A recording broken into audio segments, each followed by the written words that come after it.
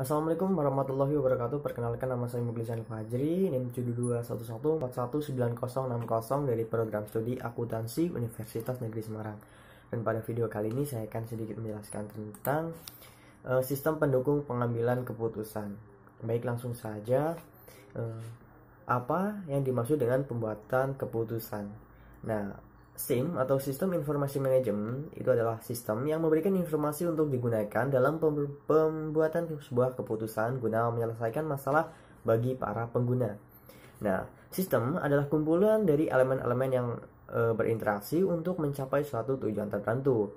Sedangkan keputusan itu sendiri adalah tindakan pilihan di antara beberapa alternatif untuk mencapai suatu tujuan. Nah, ada teori keputusan, yaitu adalah sebuah area kajian matematika diskrit yang memodelkan pengambilan keputusan oleh manusia dalam sains, rekayasa, dan semua aktivitas sosial manusia.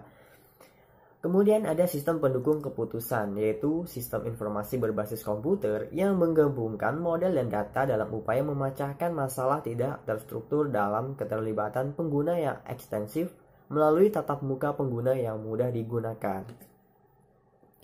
Berikutnya adalah fase pemecahan masalah menurut Herbert Asimov.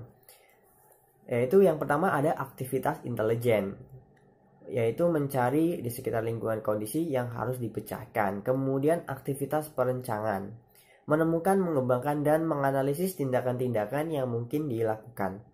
Kemudian ada aktivitas pemilihan, yaitu memilih tindakan tertentu dari beberapa yang tersedia. Dan yang terakhir ada aktivitas pengkajian, yaitu memeriksa pilihan-pilihan yang lalu. Berikutnya adalah fase-fase dalam pengambilan keputusan. Terdapat tiga fase. Yang pertama ada fase intelijensi, yaitu dimulai dengan identifikasi terhadap tujuan dan sasaran organisasi yang berkaitan dengan isu yang terkait dan menentukan apakah tujuan tersebut telah terpenuhi. Nah, pada fase pertama ini, seseorang berusaha menentukan apakah ada suatu masalah, mengidentifikasi segala-galanya, menentukan keluasannya, dan mendefinisikan secara eksplisit. Berikutnya adalah fase desain, di mana penemuan atau mengembangkan dan menganalisis tindakan yang mungkin untuk dilakukan. Kemudian yang terakhir adalah fase pilihan, yaitu di mana dibuat suatu keputusan yang nyata dan diambil suatu komitmen untuk mengikuti tindakan tertentu.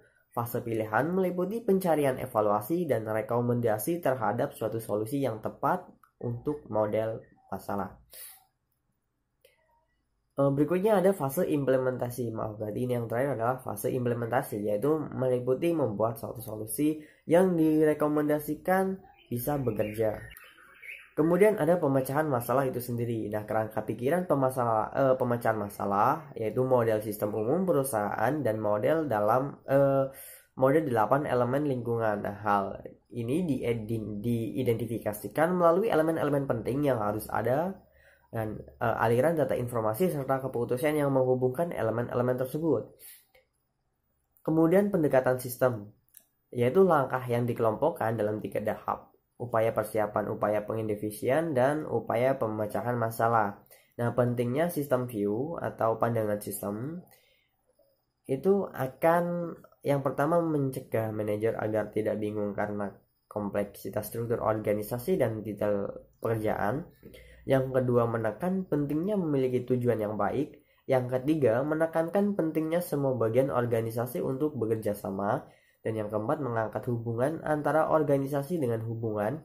Yang kelima adalah menempatkan nilai-nilai tinggi pada informasi yang didapat dari input yang hanya dapat dicapai melalui sistem perputaran tertutup. Kemudian ada membangun konsep, yaitu dengan pemahaman mengenai dasar konsep pemecahan masalah, kita sekarang dapat menggambarkan bagaimana konsep ini diterapkan dalam sistem pendukung keputusan. Nah, elemen proses pemecahan masalah itu terbagi jadi beberapa elemen. Yang pertama adalah solusi masalah. Sistem adalah solusi yang membuat sistem tersebut memenuhi tujuannya dengan paling baik seperti yang dicerminkan dalam sistem. Kedua, perbedaan antara keadaan ini dengan keadaan yang diinginkan disebut dengan kriteria solusi atau solution creation. Kemudian tanggung jawab manajer adalah mengidentifikasi solusi alternatif. Berikutnya, setelah berbagai alternatif diidentifikasikan, sistem informasi dapat digunakan untuk mengevaluasi. Nah, batasan internal atau internal constraint yaitu sumber daya yang terbatas yang ada dalam perusahaan. Batasan lingkungan atau environment constraint yaitu tekanan dari berbagai lingkungan yang membatasi aliran sumber daya dari dalam dan keluar perusahaan. Kemudian ada pengambilan keputusan. Nah, teori pengambilan keputusan itu terbagi menjadi beberapa. Yang pertama ada identifikasi permasalahan yang dihadapi. Kemudian proses pengumpulan data, yaitu pengambilan keputusan memerlukan dugaan informasi yang lengkap, mutakhir, dan dapat dipercaya, sehingga dapat diolah dengan baik. Kemudian ada analisis data yang menunjukkan berbagai alternatif yang mungkin ditempuh untuk memecahkan masalah. Analisis berbagai alternatif, yaitu dalam mengambil keputusan harus selalu terdapat berbagai alternatif. Nah, teori pengambilan keputusan mengatakan bahwa jika seseorang memutuskan untuk tidak mengambil keputusan, maka tindakannya itu termasuk dalam pengambilan sebuah keputusan juga. Kemudian ada pemilihan alternatif, yaitu analisis berbagai alternatif akan memberi petunjuk tentang alternatif yang sebaiknya digunakan karena akan menimbulkan solusi yang paling efektif. Dan yang terakhir ada implementasi dan evaluasi atau penilaian. Nah, menurut Herbert Simon terdapat beberapa jenis keputusan. Yang pertama adalah keputusan terprogram, di mana keputusan ini bersifat repetitif dan rutin dalam hal prosedur tertentu digunakan untuk menanganinya sehingga keputusan tersebut tidak perlu dianggap baru setiap kali terjadi. Dan yang kedua adalah keputusan tidak terprogram yang bersifat baru, tidak struktur, dan penuh akan konsekuensi. Kemudian ada proses pengambilan keputusan. Terdapat beberapa 3 model dalam pengambilan keputusan menurut Herbert Simon. Yang pertama ada penyelidikan, yaitu mempelajari lingkungan atas kondisi yang memerlukan keputusan. Nah, data mentah diperoleh, diolah dan diuji untuk dijadikan petunjuk yang dapat mengidentifikasi persoalan. Yang kedua adalah perancangan, ya, yaitu mendaftar, mengembangkan dan menganalisis arah tindakan yang mungkin dilakukan. Nah, hal ini meliputi proses-proses untuk memahami persoalan, menghasilkan pemecahan dan menguji kelayakan pemecahan tersebut. Dan yang terakhir adalah pemilihan, yaitu memilih arah tindakan tertentu dari semua yang ada. Pilihan ditentukan dan dilaksanakan. Informasi dan kegiatan manajemen. Sistem informasi manajemen diharapkan mampu membantu setiap orang yang membutuhkan pengambilan keputusan dengan lebih tepat dan akurat. Nah, dalam usaha memecahkan suatu masalah, pemecahan masalah mungkin membuat banyak keputusan. Keputusan merupakan rangkaian tindakan yang perlu diikuti dalam memecahkan masalah untuk menghindari dan mengurangi dampak negatif atau untuk memanfaatkan kesempatan.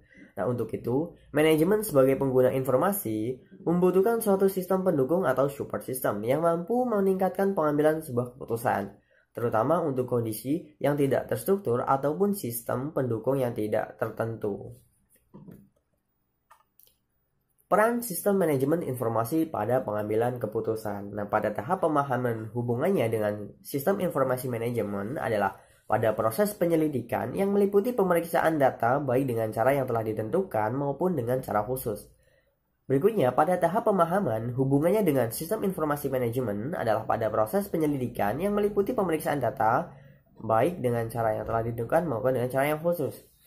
Dan pada tahap pemilihan, sistem informasi manajemen menjadi paling efektif apabila hasil-hasil perancangan disajikan dalam suatu bentuk yang mendorong pengambilan sebuah keputusan.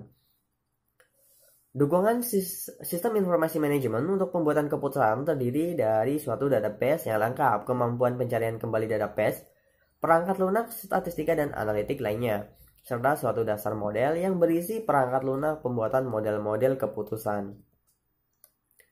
Kemudian yang terakhir adalah sistem pendukung sistem informasi manajemen. Sistem pendukung pengambilan keputusan. Yang pertama ada sistem pendukung pengambilan keputusan atau Decision Support System atau biasa disingkat DSS. Kemudian ada sistem kelompok pendukung pengambilan keputusan atau Group Decision Support System atau GDSS. Sistem pendukung pengambilan keputusan eksekutif atau Executive Support System atau biasa disingkat ISS. Dan yang terakhir adalah sistem pakar atau Expert System atau IS. Nah, IS itu sendiri adalah paket komputer untuk memecahkan atau mengambil sebuah keputusan atau suatu masalah yang spesifik atau terbatas. Nah, cukup sekian penjelasan dari saya. Mohon maaf apabila dalam menjelaskan saya kurang jelas atau terbata-bata atau mungkin terlalu cepat karena waktunya terbatas. Saya ucapkan mohon maaf. Terima kasih sudah menonton. Wassalamualaikum warahmatullahi wabarakatuh.